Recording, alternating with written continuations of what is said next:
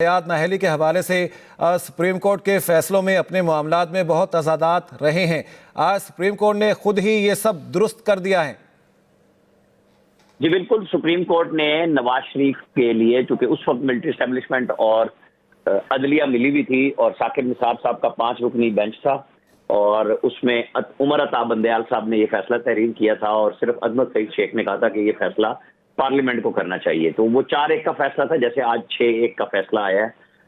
बहरहाल ये उससे बड़े बेंच का फैसला था। फैसला चाहे तकसीम भी हो, कहलाता ये है कि ये 7 रुकनी बेंच का फैसला है और वो 5 रुकनी का। लेकिन कमाल ये था कि उमर अता बंदयाल साहब जिन्होंने ये फैसला तहरीर किया था, उन्होंने फैसल वावडा केस में कहा कि नहीं, अगर वो माफी मांग लेते हैं तो हम उन्हें खत्म कर देते हैं, जिसको उन्होंने 63A में इन जजेस ने इस तरह से पहले से वजाहत दे दी थी कि जज शौरी या लाशौरी, कॉन्शियसली या अनकॉन्शियसली जो भी फैसला करे वो दुरुस्त है। चूंकि ये पहले कुछ और फैसले लिखते रहे थे और फिर 63A में जब जो पंजाब असम्बली में अदम एतमाद के हवाले से था, नए सिरे से रीराइट आइन कर दिया था।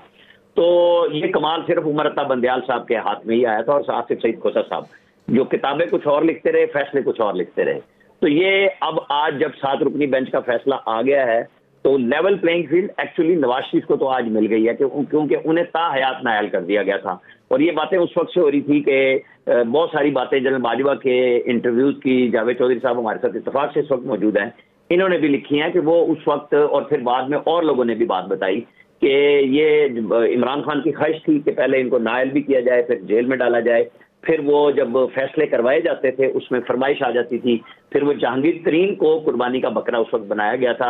इमरान खान को बचा लिया गया क्योंकि उनकी जो बैंक बंद हो गए थे ना उनकी तस्दीक कराई गई थी। जो जमैमा खान ने उनकी लिस्टें भेज दी थी कि जी ये बिल्कुल तस्दीक शुदा अमाउंट है, फलां है, कुछ भी नहीं पूछा गया था। फिर उनको साकिब निसार साहब ने,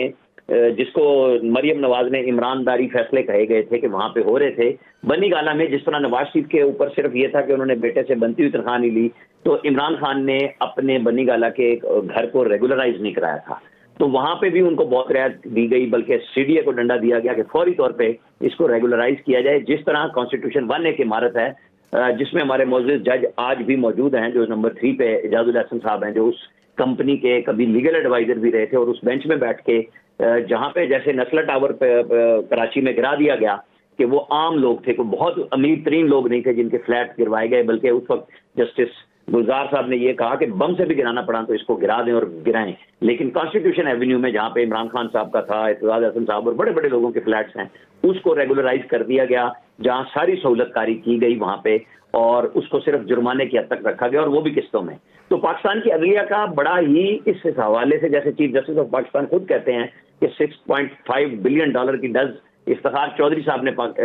रिकॉर्ड एक्ट में लगाने की कोशिश की। हमारे यहाँ जजों ने काम ही इस तरह का किया है और वो बार बार कह रहे थे कि एक आमिर मुल्क पे आया जनरल ज़ियाउल हक और उसने आके ये ईमानदारी की शिकें लगा दी कि क्या मुझ पे या बाकियों पे अगर लगा दी जाए तो ये पूरी होंगी, और या खुद जिन्होंने ये मुतारिफ कराई थी जनरल ज़ियाउल हक ने, उनके ऊपर ये शिक लग जाती तो क्या वो पूरे उतर सकते थे। आप और हम सब हर दफा इलेक्शन में देखते हैं कि वो अचानक जो है रिटर्निंग अफसर कहता है दुआए कुनूत सुनाओ, 6 कलमे सुनाओ। तो ये उसी का था नतीजा कि जी ये चूंकि आप अमूमी तौर पे एक अच्छे मुसलमान हैं और आपको ये सब चीजें आनी चाहिए, तो वो बड़े बल्कि हंसी मजाक में लोगों को फंसा लिया जाता था कि जी आपको तो ये भी नहीं आता, आपको ये भी नहीं आता। बहरहाल एक बड़ा फैसला है और तारीख साज फैसला है कि जिस तरीके से पहले सिर्फ नवाज शरीफ को फील्ड से आउट करने के लिए ये फैसला दिया गया था कि बिल्कुल किसी किस्म का भाम लोगों के जहन में ना रहे कि वो 2018 का इलेक्शन किसी तरह भी लड़ सकते हैं, उनकी छुट्टी करा के फारिग कर दिया गया था। और आज सुप्रीम कोर्ट ने ऐन उस वक्त जब 13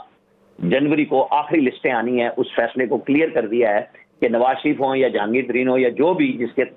ताहयात नाअहली है वो खत्म है और जो कानून पार्लियामेंट ने 5 साल का बनाया है वो बरकरार है। क्योंकि अभी जाजेब अब्बासी भी बता रहे थे, तो आपको याद होगा कि ये जो एनआरओ का फैसला था 17 जजों का, उसमें 62(1)(f) के बारे में लिखा गया था कि इसको 63 के साथ मिलाकर पढ़ना चाहिए, यानी 5 साल की नाअहली। लेकिन ये कमाल ही किया था, नई लीगल ज्यूरिस्प्रूडेंस जो है साकिब निसार साहब, जस्टिस आसिफ सईद खोसा, ये सारे निकाल रहे थे कि उन्होंने 5 रुकनी बेंच से नवाज शरीफ को ताहयात नाअहल किया, जबकि 11 रुकनी बेंच का फैसला मौजूद था। फिर ये बड़ा फैसला मौजूद था खाकवानी केस में भी, उसमें भी वहां पे कहा गया था कि ये सजाएं पार्लियामेंट को मुकर्रर करनी चाहिए, जो 2014 के धरने के हवाले से 2015 में सुप्रीम कोर्ट में केस लगा था इशाक खाकवानी वाला। वहां पे भी सुप्रीम कोर्ट पीछे हटी थी कि ये काम ना करे, लेकिन फिर नवाज शरीफ का चूंकि फैसला कर लिया था कि इनको सियासत में नहीं रहने दिया, लेकिन आज देखें कि सुप्रीम कोर्ट ने 5 साल बाद ये फैसला रिवर्स भी कर दिया और नवाज शरीफ मैदान में भी मौजूद हैं और उनके मद्दे मुकाबिल जिनके लिए ये सारी सहूलत जारी की गई थी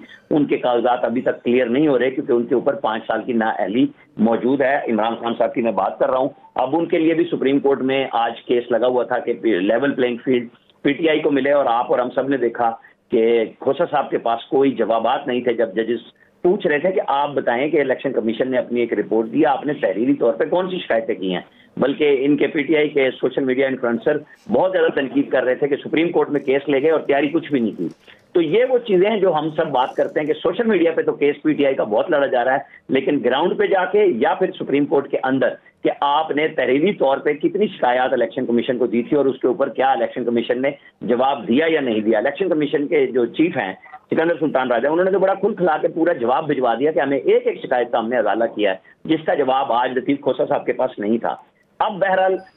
पीएमएलएन की तरफ से आज शाम या कल परसों में, क्योंकि वो टिकटें फैसला कर चुके, उनके लिए जो मसला बना हुआ था वो मुनर्रिफीन जो पीटीआई के 20 थे और जो लोग